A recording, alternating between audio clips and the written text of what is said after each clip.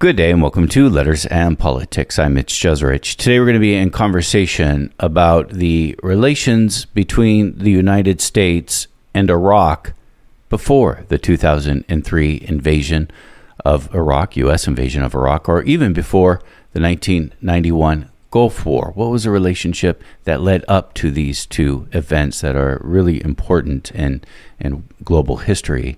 Well, my guest for this has written a book on this very issue. It's Steve Coll.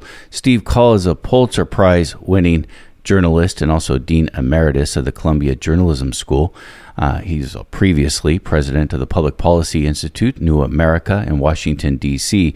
He's an editor at The Economist in London, and he's the author of many books, many that we have talked to him over the years about. His latest book is called The Achilles Trap, Saddam Hussein, the C.I.A., and the Origins of America's Invasion of Iraq. Steve Coll, it's my good pleasure to welcome you to this radio program. Thank you so much for having me. You take on this question, which is an important question. I think a question that we sort of forgot after the invasion occurred in Iraq, of why wasn't Saddam Hussein more forthcoming about his weapons program, knowing the potential destruction that would come his way. And we're going to be talking about that whole dynamic. But let me just ask first, was he he did say he didn't have these weapons before the invasion, didn't he? Repeatedly, loudly, insistently, and often attached to accusation. How can you suspect me of such things? That it just shows that you're not sincere and this is all a game, those sorts of things. So the bigger question was around access of weapons inspectors? Well, yes, it evolved over time, and Saddam Hussein was responsible for some of his own confusion. But I really like the way you started this, which is to ask the question that we didn't ask that much after the invasion and after the discovery that there was no WMD. Of course, that was a huge shock in the United States. It generated years of debate and controversy, investigations, journalism. And why did that happen? How did we go to war on the basis of weapons that didn't exist? Why was the war sold on the basis of weapons that didn't exist? All those questions. But as you say, there was another question, which was, why did Saddam create this impression or contribute to the creation of this impression that he had weapons when he didn't? And it ultimately cost him his regime, his long run in power, and even beyond that, his life.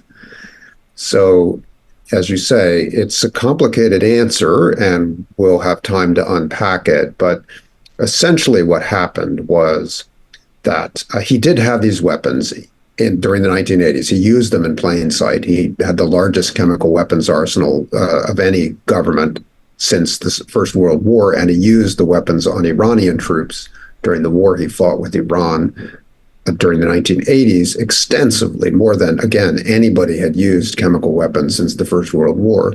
And then he also used them against his own Kurdish population when they rebelled against him. So it was known that he had weapons. Then he invaded Kuwait. He was expelled from Kuwait. And in the summer of 1991, the United Nations, led by the U.S., but also with cooperation from the Soviet Union and China and other countries, imposed these disarmament obligations on Saddam as a price for his defeat and his recklessness. And the resolution basically said, you have to give up all your WMD. You have to come clean about the history of the programs you've had. You have to allow us to tear down any infrastructure that we think might be used to remake any of these weapons. And you also, by the way, have to give up missiles that could carry weapons a certain distance. And attached to these demands were punishing sanctions, economic sanctions. And so the only way Saddam and Iraq were going to have relief from economic devastation caused by these sanctions, as well as the damage of the war, was to pass inspection. And so in the summer of 1991, as the first teams of inspectors arrived, we now know something that was completely unclear at the time, which is that Saddam ordered in secret his son-in-law to go out and destroy whatever weapons he had in stock, chemical weapons primarily, but also some biological weapons, and then to cover up everything, the history of the programs and the facilities where they'd been made. Now, you get to the obvious question, why did he do this in secret? It was because of, I think, three big things. One, he was unwilling to be humiliated in public by having this disarmament occur in plain sight. Swedish and Finnish technocrats in white coats standing there with clipboards telling the world that Saddam was now weaker than he had been and was no longer a dangerous threat to his neighbors. And pride was a big part of that. He eventually proved he'd rather go down in flames than be publicly humiliated in that way. And he said that in private to his comrades. The second factor was that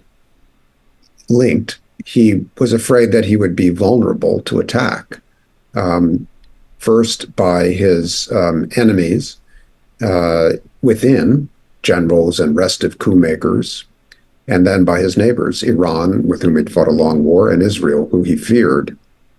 And then the third factor was, and he said this again in private on these tapes that we can talk about later that document kind of what he was thinking at various stages. The third factor was he didn't believe he was going to get any credit even if he cooperated. He was always telling his comrades who were urging him to cooperate, "You're naive. This is not really what they want. They want me gone. They want colonial possession of Iraq and its oil. They're saying that they want disarmament, but that's just their nose under the tent. And I'm not going to play their game." Yeah. Tell me more about these tapes. You got access to these tapes. I guess that Saddam Hussein had made in high-level meetings secretly. He had these made. Yes. Yes. Similar to Richard Nixon's tapes. Similar, although I think some of the people who were being recorded in his meetings were aware that they were being recorded, and I don't think that was generally true in Nixon's case. But yes, very similar. He tape recorded his leadership conversations, sometimes with his inner a sort of command group called the Revolutionary Command Council, longtime comrades in the Ba'ath Party, sometimes cabinet meetings, sometimes meetings with visitors, even obscure political visitors who might be granted an audience. And I was vaguely aware that these tapes existed and was curious about whether they might answer this basic question that seems like such an important part of our country's experience of the Iraq invasion. What was Saddam thinking? Well, here it is, a chance to answer that question, very rare with dictators of his character. And so I went looking to access the tapes and discovered they weren't publicly available. They have a twisted, long history that we can come back to if you're interested, but the short version is that they were partially released by the United States government, which possessed them, for researchers and scholars to use, and then they were withdrawn. The United States got them from its invasion, and exactly. Yeah. The kind of task force that was looking for the weapons didn't find any weapons because there weren't any there, but they found a lot of these records and tapes, and at first they looked at them to see if maybe they would provide clues about where Saddam was, for example, because he was underground for 6, 7, 8 months after the invasion. But once they realized that there wasn't anything actionable, as the intelligence people would say, in the materials, that they were only of historical interest, they shipped them off to an air-conditioned warehouse in Qatar, and they hired contractors to start translating them and making sense of them, putting them into categories and so forth. And that work went on for years before the public knew anything about it. But then around, I want to say 2007, they started to release little bits and pieces of them selectively, and they set up a center still controlled by the Pentagon in a way. It was at a place called National Defense University, which is a place in Washington, D.C. But they did provide civilian access, and there were civilian historians working for the Pentagon who were in charge of them. And I think some good work came out from the early releases by independent researchers at universities and that sort of thing. And but then in 2015, they withdrew them all. They said it was for budgetary reasons, which may have been true in whole or in part, but it's a little bit hard to explain why they did this. And so when I came looking for them, it took me a while to figure out where they physically were. They were on a hard drive in the Pentagon in the office of somebody whose day job was to keep track of the Australian defense attaché at the Australian embassy. And so I had some experience with Freedom of Information Act requests as a reporter. And so in this case, I collaborated with a nonprofit in Washington called the Reporters Committee for Freedom of the Press, and with their help, ultimately filed a lawsuit against the Pentagon. And we settled the lawsuit, and they gave me a big batch of the materials, and I acquired others by, other journalistic methods, source methods, that sort of thing. But the Pentagon wouldn't give you all of them. No, I mean, in fairness, on advice from my lawyer collaborators and from experience, I knew that it would be unwise to ask for everything, because then you give the government a reason not to provide you with what you're seeking. They'll say, oh, this is ridiculous. It's too much work, or we don't even know where everything is, and so forth. So I tried to fashion my request with specific batches of tapes and documents that I was aware of down to the index number. And I knew they had them, and I knew they couldn't run away and say, oh, well, we can't find them, or we're not really sure what you're asking for. You're asking for too much. It was a targeted request. I mean, I think ambitious. I got a lot of material, but that's why I did it that way. Could you see another reason why would they want to keep more of these classified and out of the public sphere? Well, it's a good question, to which we don't know the answer, because we don't know what we don't know. We don't know why. We don't know what hasn't been disclosed or what it reveals.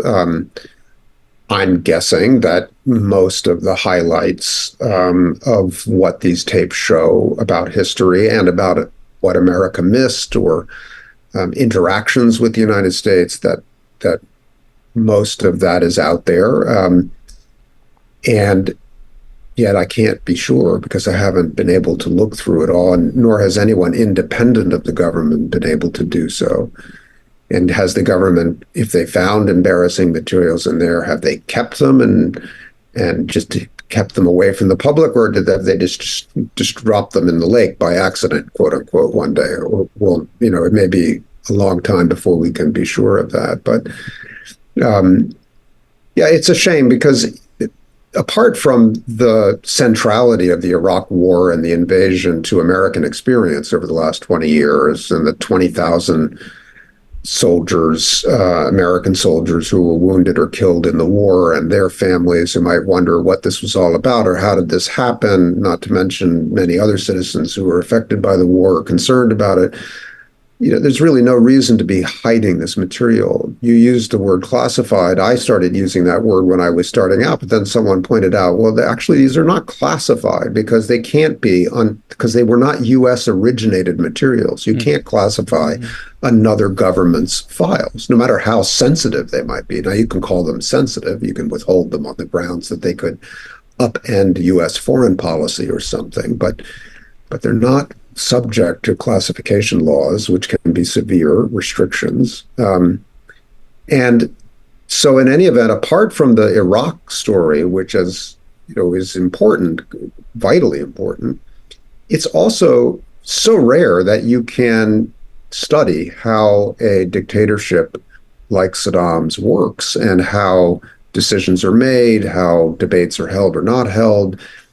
And in a world of rising authoritarianism, and with adversaries who live and decide in very closed systems that we, often are guessing about, I should think that scholars and researchers would, and even the people who read their work or are informed by it in government, would benefit from the chance to really wrestle with this material and argue about what it shows us, what it means. And none of that is happening because of this secrecy. You begin the story that you tell in the Achilles Trap with the, generally speaking, around the time of the Iran-Iraq War. This is the early 1980s. Saddam Hussein comes to power in 1979. The Iranian Revolution happens in 1979. Tell me about this moment, this period of time, and why it's important. Well, you just named one big reason. The Iranian Revolution upended the Middle East. Of course, the revolution displaced a close American ally and dictator, the Shah, who had been a bulwark of American security strategy in the Middle East for 20 years plus.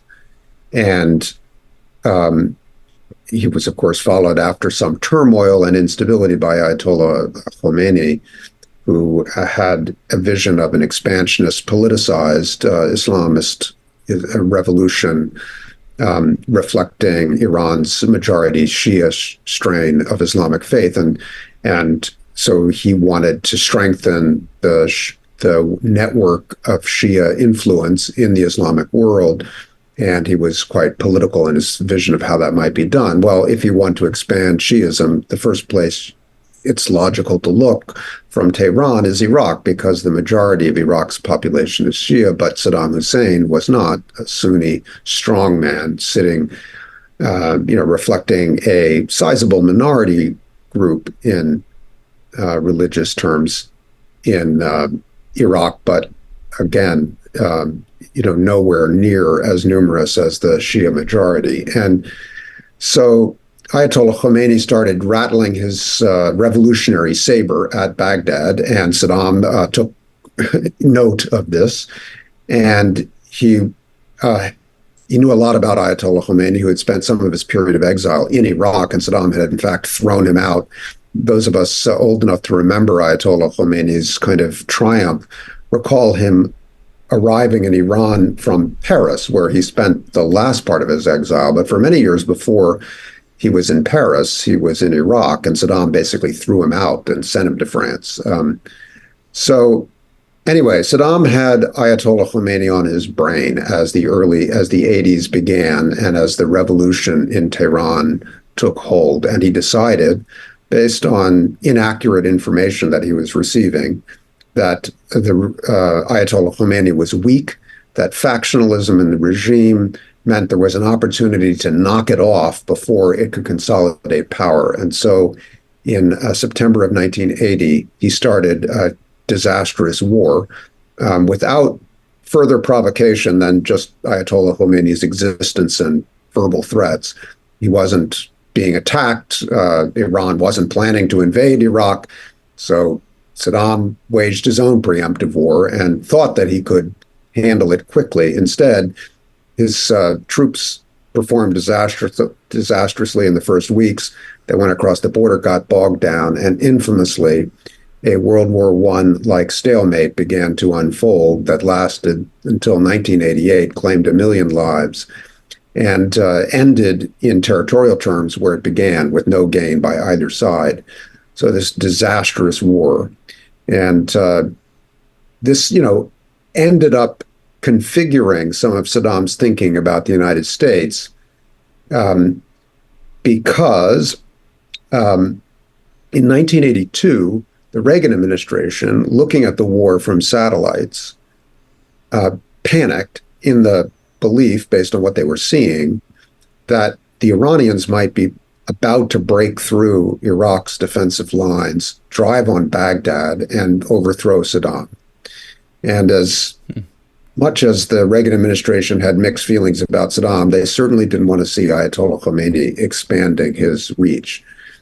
So they sent a CIA officer to Baghdad carrying secret satellite photographs of the Iranian positions. And the book kind of narrates how this happened.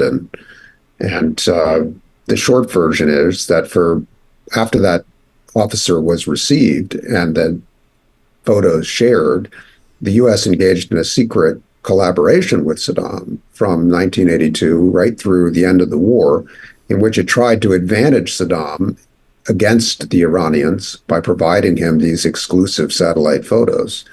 At least the Iraqis thought they were exclusive, and the U.S. advertised them as such. And so that was, I think a lot of Americans probably, as the 2003 invasion approached, didn't know, didn't remember that we had such a long history with Saddam that we actually thought of him as a kind of ally for much of the 1980s. There's that famous photo. I don't know if it was famous at the time, but it would be in 2003 of Donald Rumsfeld meeting with Saddam Hussein. Yes, that was part of the attempt to collaborate with him. That was the overt meeting, I think the highest ranking official to ever meet personally with Saddam during that period, because the CIA people who went in generally didn't see him. They saw his intelligence people.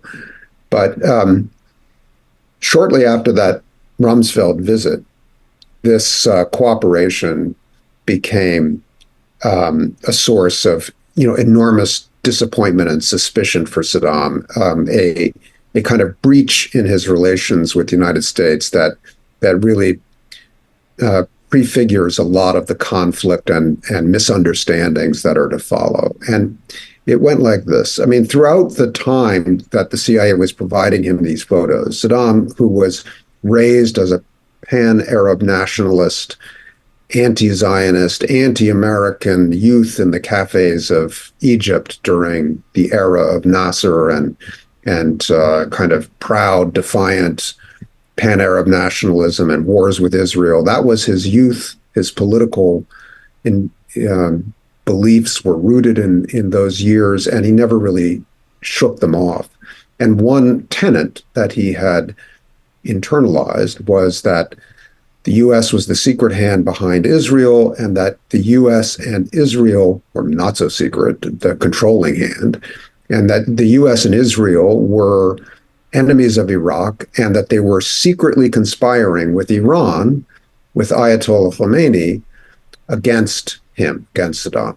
So throughout this time, when his generals were looking over these satellite photos, he was saying to them, we can now see on the tapes, in essence, I don't believe these photos are real. This is just a trick. The Americans are the devil's agents on the face of the earth, and they're completely untrustworthy. And the generals would say, in effect, yes, boss, you're always right, but we can see over the mountain, and the things in these pictures are actually there, and it's actually very helpful for us to be able to see these things, so please don't cut off the flow of pictures. And he would say, okay, I hear you, but I'm telling you there's something wrong with this picture. The Americans have no real interest in helping us. So if the pictures aren't false, then they're probably providing the same thing to the Iranians in order to, lure us into a stalemate that weakens both countries.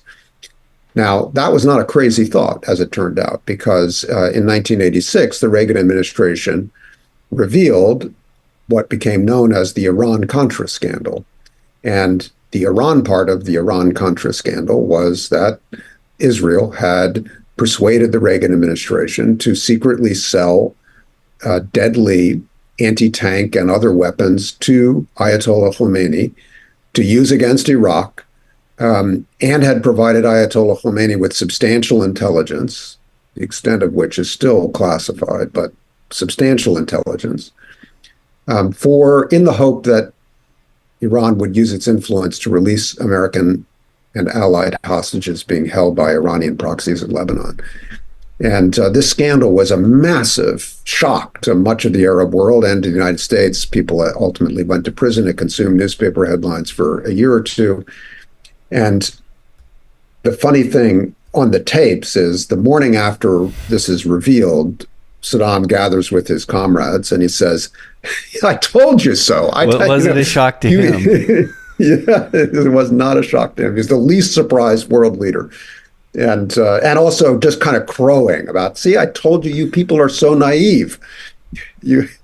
And what was important about it, apart from the betrayal that then undermined this whatever potential there might have been for stability in relations between the U.S. and Iraq, which is a questionable proposition, but maybe not crazy to explore for the sake of peace. besides the shock itself, was that it really stuck with him that what was revealed in Iran-Contra only confirmed his conviction about a deep and a permanent conspiracy among the United States, Israel, and Iran. And so later in the 90s, when war is on the horizon and these demands about disarmament are being pressed upon him, there are these debates in his private councils about how much he should cooperate. And he has diplomats and others who are influential in his inner circle who are saying, boss, of course you're a genius. We all love you. You can't be wrong, but maybe a cooperation would work. And we need to get out of sanctions. And this is the way to get out. And he would resist. And one of the citations that he would make in support of his arguments was, just remember Iran-Contra. That is the permanent state of affairs. And it's naive to think otherwise. And I'm not going to play their game again. This is Letters in Politics, and we are in conversation with Pulitzer Prize winning journalist Steve Coll. Currently, Steve Coll is the editor at The Economist in London, and he's also the author of the book that we're in conversation about called The Achilles Trap, Saddam Hussein, the CIA, and the Origins of America's Invasion of Iraq. Let's talk about the first Gulf War and then what led up to that now. Why did Saddam Hussein invade Kuwait to begin with? It's a great question. I mean, it does have an answer that can be broken down maybe into two or three quick parts. First, he finished the war with Iran in a devastated condition. He had a large standing army that he couldn't afford to pay. Even though he had enormous oil supplies, he was in debt, and the country had been devastated by the human and material losses that it suffered in the war. And so he wanted money. Kuwait, Saudi Arabia, and the UAE had lent him tens of billions of dollars to fight the war.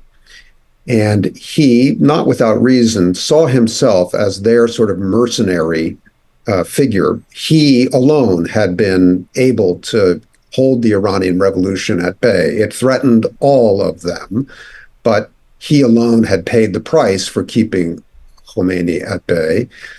And his people had been the ones to bleed and die for that cause. Now, yes, they supported him with money, but now that the war was over, he went to them and said, you owe me more than you could possibly repay. So the least you can do is to turn these loans into gifts and forgive them because of what I've sacrificed on your behalf. And he said that with his usual menace and with an unsubtle hint that his hostility was not something they wanted to invite. The Saudis and the UAE quickly got the message and decided that it was in their interest. They were never going to get paid back anyway, they knew, and so they capitulated and forgave the loans and signed non-aggression pacts with it. The Kuwaitis held out, and I think people try to explain this by saying the Kuwaitis were, one person told me, they were meticulous bankers. They knew they weren't going to get paid, but they wanted the loans on the books. Other people thought that they were just negotiating with Saddam, holding out longer to try to maybe get a better deal than the Saudis had gotten by just giving in. In any event, they held out long enough for Saddam to start threatening war. And there was a historical dispute about the Kuwaiti-Iraqi border, indeed about Kuwait's independence that Saddam exploited as he began to put pressure on them. Now, at some point in the spring of 1990, as these threats were building up, Saddam made a private decision, we now know, to just go ahead and sack Kuwait, loot it, and incorporate it into Iraq. We can see him talking to his comrades. I mean, he's literally handing out auto dealerships to his cousins, like, you can have the Mercedes.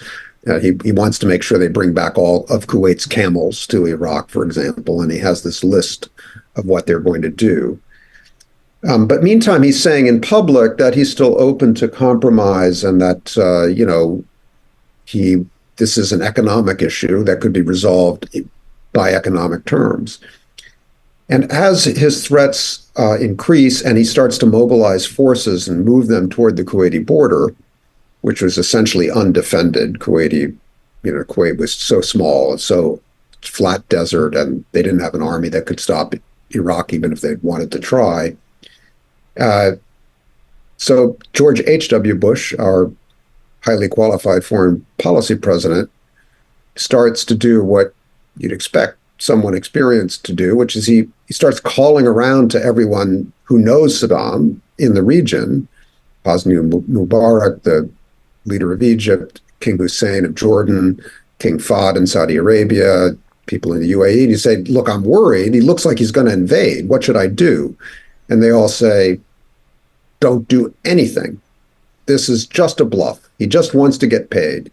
And if you start threatening him with consequences, you're only going to make things worse. You're going to aggravate him. Kuwaitis were first in line saying, don't do anything. In fact, they even refused any sign of military aid as a deterrent and refused to meet with the American ambassador because they didn't want to provoke Saddam by looking like they were turning to the Americans for help. So for all these reasons, Saddam never got a signal saying, don't do this, that he, could internalize. Nobody ever laid out for him what was actually about to happen after he invaded Kuwait, which was this massive military force was going to go to war with him over it. And so he went in. So it wasn't clear that the United States. It wasn't clear that the United States was going to get involved if he invaded Kuwait. The U.S. ambassador at the time to Iraq was blamed heavily for not making that clear to him, wasn't she? She was, although unjustly, I find, after going back and reviewing the material. You're right. I mean, it wasn't clear that the United States on its own would have the interest or the ability to go to war with Saddam if he invaded Kuwait. So that signal was never sent to Saddam. It wasn't clear because it wasn't clear who the partners would be. I mean, Kuwait was signaling they didn't want to get involved, and they didn't want to talk about what might happen if they were invaded and occupied. So there was no threat with local allies that could be credibly made. As a result, the position that the Bush administration took with Saddam was, we think border disputes should be resolved peacefully. And you seem to be threatening that you might use military means to resolve this economic dispute. That would be a violation of the UN Charter. That was the kind of language that was being written. Now, a woman who was the U.S. ambassador to Baghdad at the time, April Glaspie, leading Arabist of her generation, pioneering woman in the career foreign service, had been in Baghdad for a while, had been in the Arab world for longer, understood Saddam. Her cables about what he was like were among the most accurate documents I came across in 5 years of reading U.S. assessments of Saddam. But she was a professional diplomat, and so her job was to essentially carry talking points into any encounter with the Iraqi government. She was summoned by Saddam to a meeting, this infamous meeting where she was later accused of being too soft on him. But when she went into that meeting, we can now see, we have all the records on both the Iraqi and the American side. She was carrying talking points that were written to her by the Bush White House and by the Secretary of State, James Baker. I mean, these were very clear positions that had been written down and cabled to her repeatedly and that she had memorized. And she knew as an ambassador that her job in a crisis like this was not to freelance and make up policy or threaten Saddam with war. That's the president's, job if such threats are going to be issued, but to instead memorize and deliver clearly the talking points that had been deliberated on and sent to her. And that's what she did. And they were the ones I just mentioned. They were kind of diplomatic speak for don't do this, but they weren't forcefully delivered, and they weren't forceful in their nature. Now, afterwards, Saddam and his aides said, after the controversy over her performance. They all said, in fairness, I mean, we'd already decided to sack Kuwait. That ship had sailed by the time that meeting occurred. All of this diplomacy was a kind of performance to suggest that he had only acted in desperation after trying all other possible means. But in fact, his plans were very advanced. The Republican Guard had already been notified that they were going in. And so even if she had been responsible for saying the wrong thing, it wouldn't have been material. But she wasn't. The United States does end up getting involved in a war with Iraq over this. Is it, and it leads a coalition. I understand it's an international coalition that it leads, but it's leading it.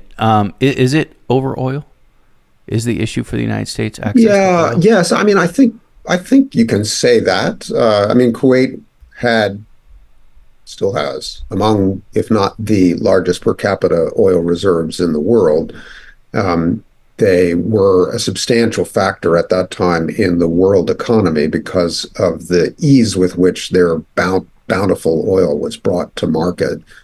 And there was a kind of a bedrock assumption in Washington and in Europe, Western Europe, that depended on oil to power its economy, that if there were a severe disruption to supplies, which had already occurred a couple of times in the 70s for different reasons, war with Israel, the Iranian Revolution, that could really set back the economies of the West.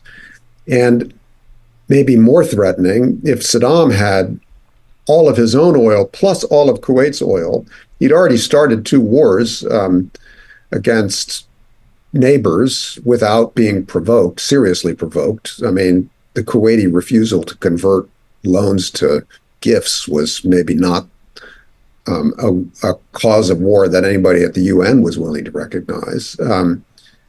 So the fear was that, if he had that oil, he would use it to build up an arsenal that could be quite threatening certainly to American allies and maybe, in some scenario to the United States itself. The war, without that oil, if it had just been a desert with no oil underneath it, I think the equation would have been very different. Yeah.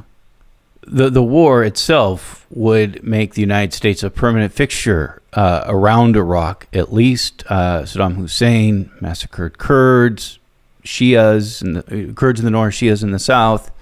United States would, I guess through international means, but would be a major player in a no-fly zone. And then also out of this war comes these requirements for Saddam Hussein to rid of his chemical, biological, and weapons of mass destruction. Yeah, his nuclear program. Exactly. Yeah. And there was a lot that Saddam had been doing with chemical, biological, and nuclear weapons that was not understood until after he was defeated in the Kuwait War. The chemical weapons, which we talked about earlier, those were in plain sight, or pretty close to that. But his biological program was not well understood, and the fact that it had gone so far that he'd actually made shells with biological weapons in them and deployed them, though he used them only, occasionally, wasn't known. And the fact that he had a 10-year-old secret nuclear weapons program led by a British-educated theoretical physicist who's a character in the book named Jafar Dia-Jafar, who I spent a lot of time with, fascinating man, kind of the Robert Oppenheimer of Iraq. He, in secret, and without a lot of outside help, built up a nuclear weapons program that was on the verge of, at least enriching enough uranium to build a bomb. And I interviewed a lot of the scientists involved, and they debate about how close they were. But in any event, when the program was discovered after the Kuwait War by international nuclear inspectors, everybody in Washington and around the world was shocked at how far they had gotten without anyone knowing about it, and raised all kinds of questions about how that had been missed. That may have influenced some of the thinking prior to 2003. Well, we missed that one really badly, so we're not going to be fooled again. And so hard to assume that he wasn't doing something after that experience for some people. We are approaching sort of towards the end of our conversation here, so I'm going to skip the story about Jafar Dia Jafar, which is regrettable. He was under house arrest, actually, by Saddam Hussein when he was ordered to create this program to develop a nuclear weapon. Yes. And like you said, you had he's still alive. Around he is. 80. Yeah, he still is. Yeah. But as you said at the beginning of our chat, Saddam Hussein does destroy these weapons. And he does it in secret for many reasons, including which I want to return to. He believes the United States and the CIA specifically, and he's not alone in this kind of thought, already knew that he destroyed them because the CIA is so involved and infiltrated so many things. The CIA basically knows everything.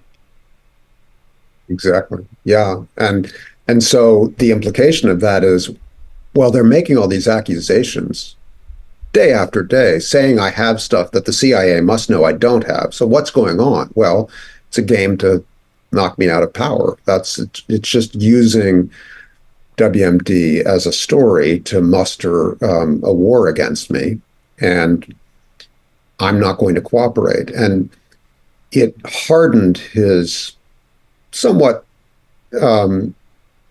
natural or lifelong instinct to refuse to cooperate with anybody who he regarded as an adversary. He wrote a book of aphorisms it's quite remarkable because it's basically advice for how to live in a world of deep conspiratorial enemies. And one of the principles that he exudes is like, don't think you can ever get along with your enemies. Just be realistic. They're out to get you. They're never going to stop. And any appearance of cooperation that they offer is just a game that they're playing to trick you. So don't be naive. And that was more or less the attitude that he brought to those years before the invasion.